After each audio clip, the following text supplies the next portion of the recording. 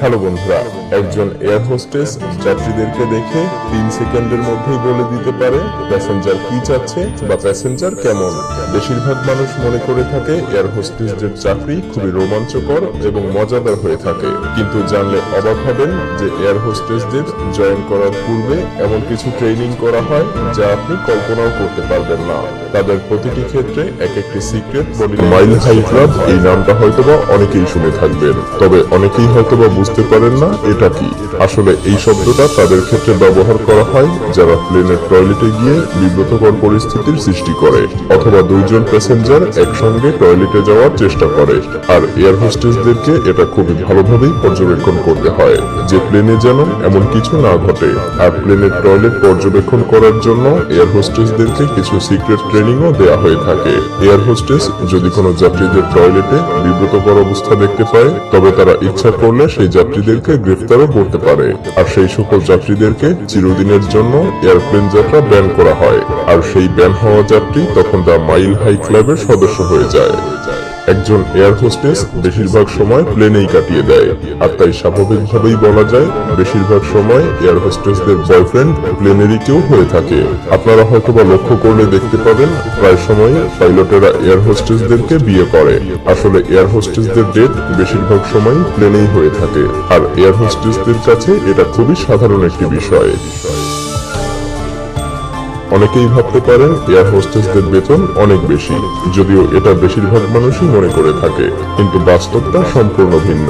একজন এয়ার হোস্টেসের নানা রকম দায়িত্ব পালন করতে হয়, কিন্তু তারপরও তাদের মাসিক বেতন দেয়া হয় না। তাদের বেতনের হিসাব করা হয় পেইং আওয়ার দিয়ে। প্লেন যখন টেক অফ করে এবং যে মুহূর্তে ল্যান্ড করে, এই সময়টার মধ্যে যে কয় ঘন্টা হয় সেই কয় ঘন্টা পে করা হয় এয়ার হোস্টেসদেরকে।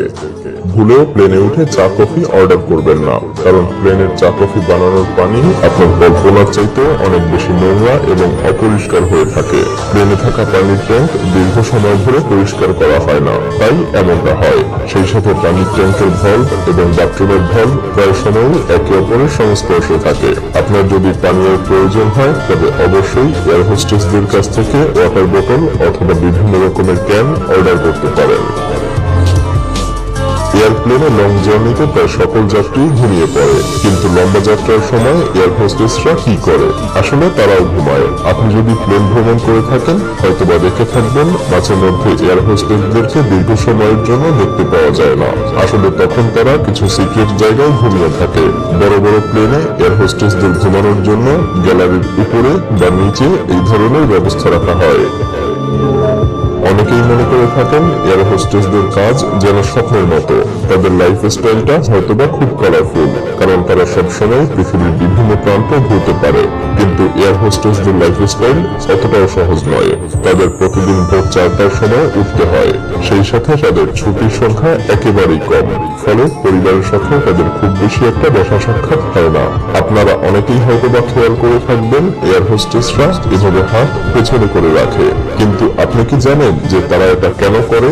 হয়তো অনেকেই ভাবতে পারেন অভিবাদন জানানোর জন্য এয়ার হোস্টেসরা এমন করে থাকে, কিন্তু জানলে অবাক হবেন যে এর কারণ অভিবাদন নয়, বরং যাত্রীদের সংখ্যা গণনার সময় এয়ার হোস্টেসরা হাত পেছনে রাখে।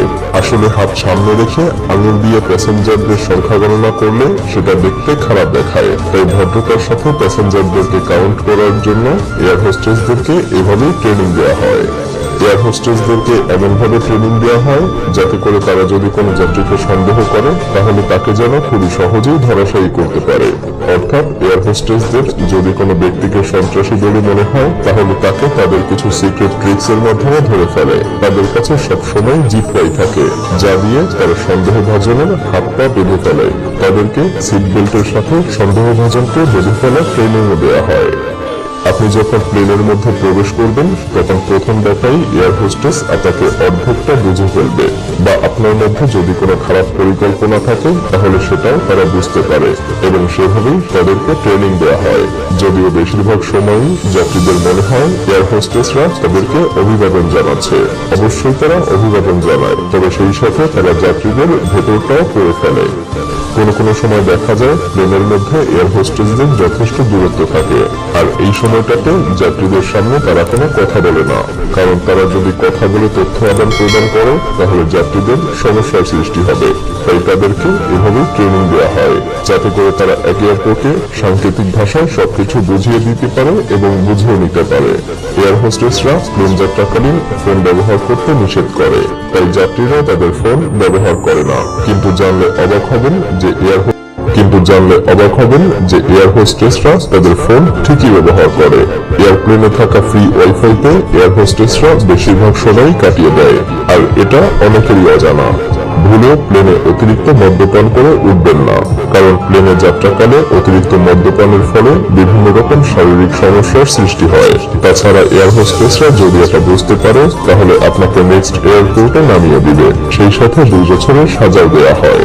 এয়ারপ্লেনের ফ্লোর আপনার কল্পনার চাইতেও অনেক বেশি জীবাণুযুক্ত এবং অপরিষ্কার হয়ে থাকে, তাই যাত্রীদের জুতা মোজা খুলে বসে থাকতে দেখলে এয়ার হোস্টেসরা তৎক্ষণাৎ এসে যাত্রীদেরকে জুতা পরতে বলে, তা না হলে যাত্রীরা জার্নি করা অবস্থাতেই নানা রকম সংক্রমণের শিকার হতে পারে। কোনো সময় প্লেনের মধ্যে বিপ সাউন্ড শোনা যায়, এটা এয়ার হোস্টেসদের সিগন্যাল দেওয়ার জন্য বাজানো হয়। আসলে প্লেন যখন কোনো বিপজ্জনক মুহূর্তের সম্মুখীন হয় তখন বিপ সাউন্ড দিয়ে এয়ার হোস্টেসদেরকে সতর্ক করা হয়। অতিরিক্ত উচ্চতায় প্লেন ওড়ার সময় মাঝে মধ্যেই প্লেনে অক্সিজেন স্বল্পতা দেখা দেয়, আর সেই সময়টাতে যাত্রীদেরকে অক্সিজেন মাস্ক প্রদান করা হয়। তবে এটা যতক্ষণ ইচ্ছা ততক্ষণের জন্য নয়। এই অক্সিজেন মাস্কগুলোতে 10 থেকে 15 মিনিটের মতো নিঃশ্বাস নেওয়া যায়, তাই এমন অবস্থার সম্মুখীন হলে অবশ্যই আস্তে আস্তে নিঃশ্বাস নেবেন, যাতে করে কিছুটা বেশি সময় নিঃশ্বাস নিতে পারেন।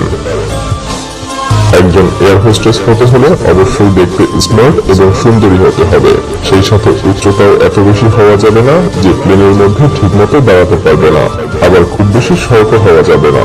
সেই সাথে এয়ার হোস্টেসদের চুল একেবারে ন্যাচারাল হতে হবে এবং সবসময় চুল বেঁধে রাখতে হবে।